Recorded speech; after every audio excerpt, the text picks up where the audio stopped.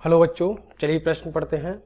किसी एलपीपी का सुसंगत क्षेत्र आकृति में प्रदर्शित है।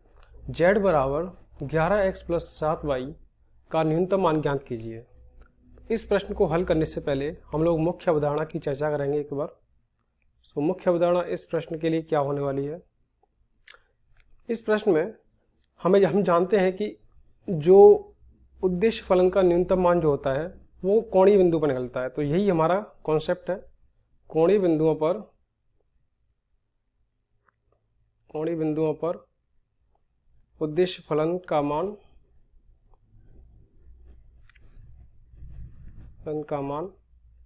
न्यूनतम होता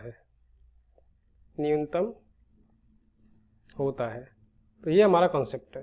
तो अब क्या करेंगे, कोणीय बिंदु निकालेंगे पहले तो यहाँ पे जो छायांकित भाग आ रहा है यानी कि सुसंगत क्षेत्र जो आ रहा है उसके जो ये वाले पॉइंट हैं, ये वाला जो बिंदु है वो कोणीय बिंदु कहलाएंगे। अब कोणीय बिंदु कैसे निकालेंगे, हमारे पास जो रेखा है x प्लस वाई बराबर 5, अगर इसमें हमें बाई एक्स पे जो बिंदु आ रहा है उसमें x बराबर 0 होता है, x बराबर 0 पुट करेंगे तो y बराबर कितना आ जाएगा, मुझे 5 मिल जाएगा। यानी कि ये वाला बिंदु जो मिलेगा वो 0,5 मिलेगा। इसी तरीके से अगर मैं x प्लस 3y बराबर 9 में मैं x बराबर 0 पुट करता हूँ तो मुझे क्या मिलेगा, y बराबर मिल जाएगा 3।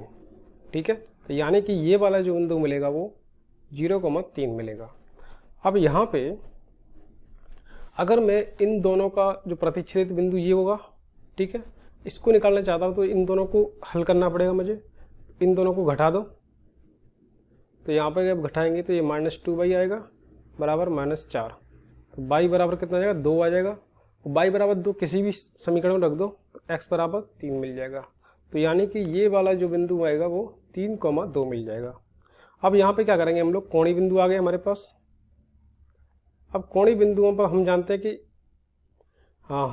कि उद्देश्य फलन का मान न्यूनतम होता है या अधिकतम होता है। मतलब कोई भी अगर निकालना हो तो कोणीय बिंदुओं पर हमें निकालना होता है। तो z का मान निकालेंगे वाल। तो z बराबर कितना है हमारे पास, z बराबर है 11x प्लस 7y। अब यहाँ पे देखो कोणीय बिंदु कौन कौन से हैं, 0,5 है, 0,3 है और 3,2 है। क्या करेंगे, रख दो इसको, 0,5 रखें तो 5 7 35 आ जाएगा ये, ठीक है, और ये 7 21 आ जाएगा और यहाँ पे मिल जाएगा 11 33 प्लस और 7 दूनी 14, यानी कि 4 3 7 और 3 1 4, 47 मिल जाएगा।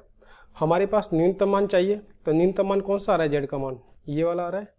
तो यानी कि हमारे पास जो z का न्यूनतम मान आया वो 21 आ गया। तो यही हमारा उत्तर हो जाएगा। और किस पर आ रहा है, x बराबर 0 पर और y बराबर 3 पर। तो ये हमारा उत्तर हो गया। तो मैं आशा करता हूँ आपको समझ में आया होगा। धन्यवाद।